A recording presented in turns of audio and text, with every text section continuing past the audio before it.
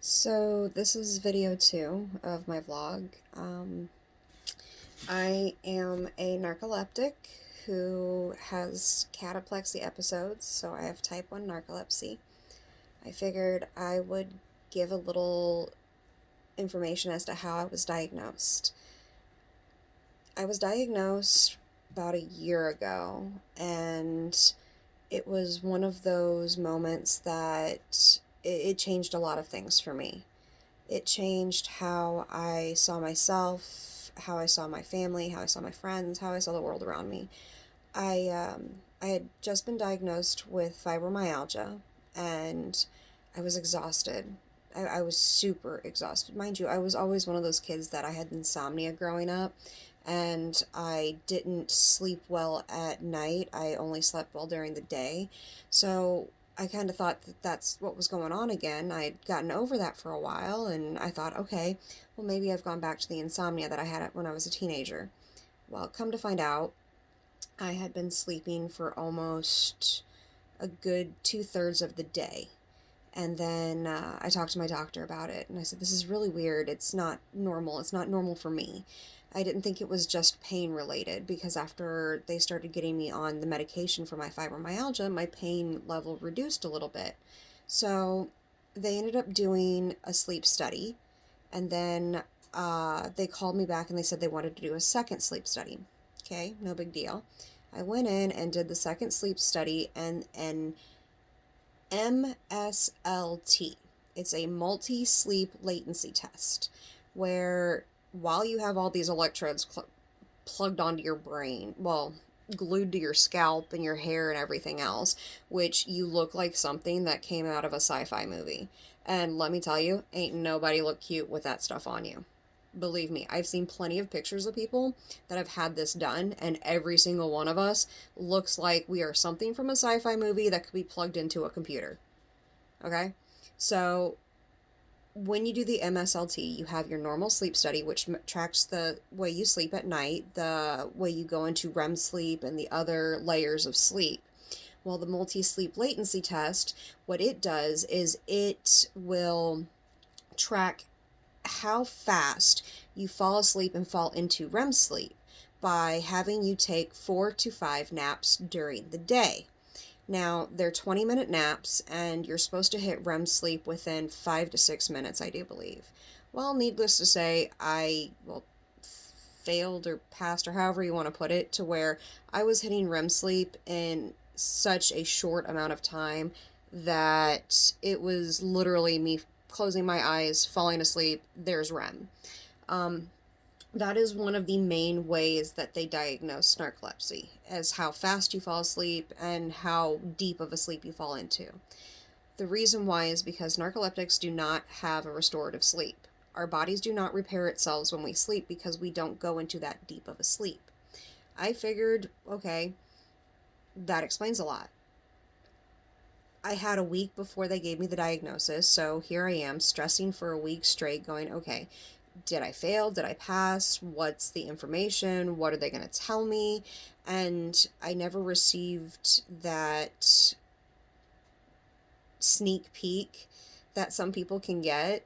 I literally had to wait until they called me with the results. And the results were, when they called, it was, oh, hey, by the way, we want to let you know the results of your MSLT and your sleep study.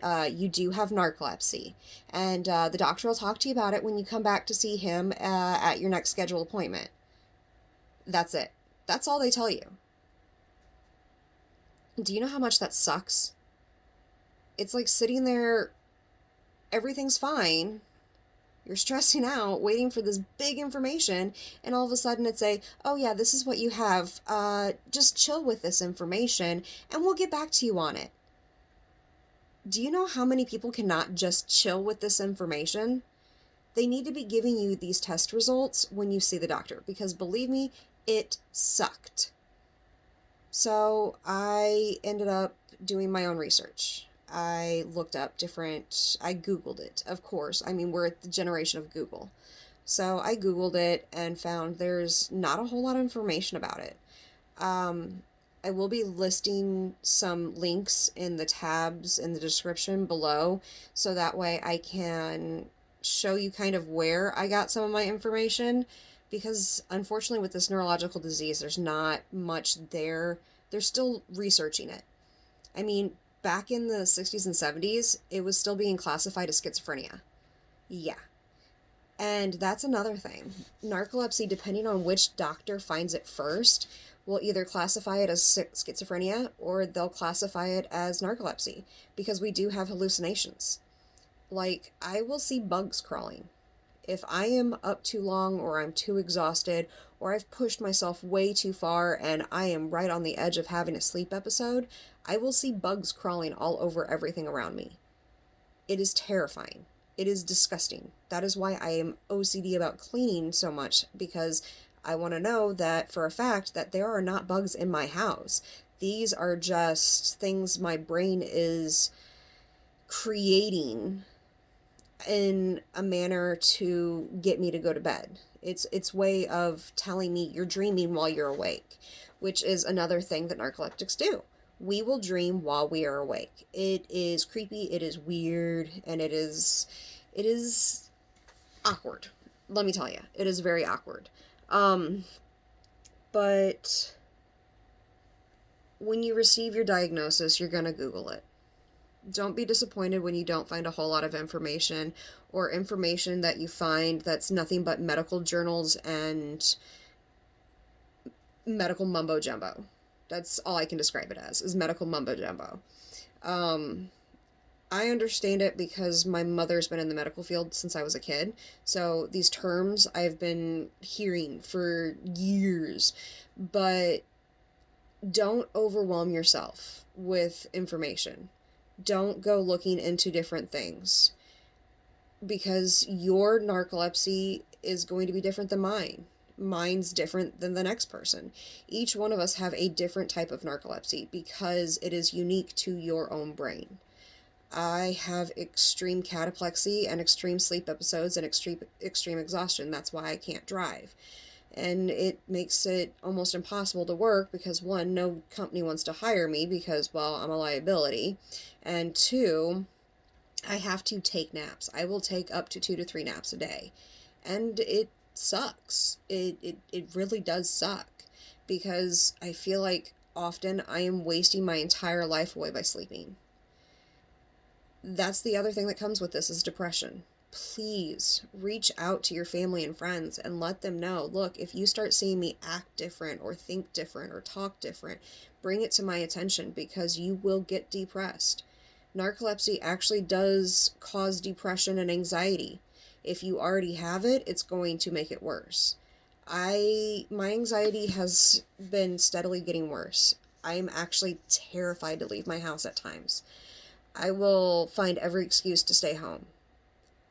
And it was never like that. I used to love going out and just being among people. Now I really don't want to, and it makes me sad and depresses me a little bit, because I have completely flip-flopped my personality in certain aspects. But be very aware and be very vigilant of paying attention to your own brain. It will change. You will change. People will see a change in you. I hated it. It drove me nuts. I still have days where I will sit there and cry and get angry and say it's not fair and throw a tantrum because it's not fair. All because my brain decided to have a little bit of a glitch. I ended up in this situation. I'm not a medical professional. I'm just somebody with narcolepsy. I'm trying to do this vlog as a way of getting it out of my head, and maybe somebody out there will see this and say, okay, that sounds like what I have, and I just got diagnosed. She's not wrong. It does suck. No, you're not alone, and there's more of us out there. A lot of people aren't even diagnosed and have it. So this is my second vlog video. I'm trying to work on this and actually make this something worth watching. Alright. Thanks, guys. I'll catch you on the later.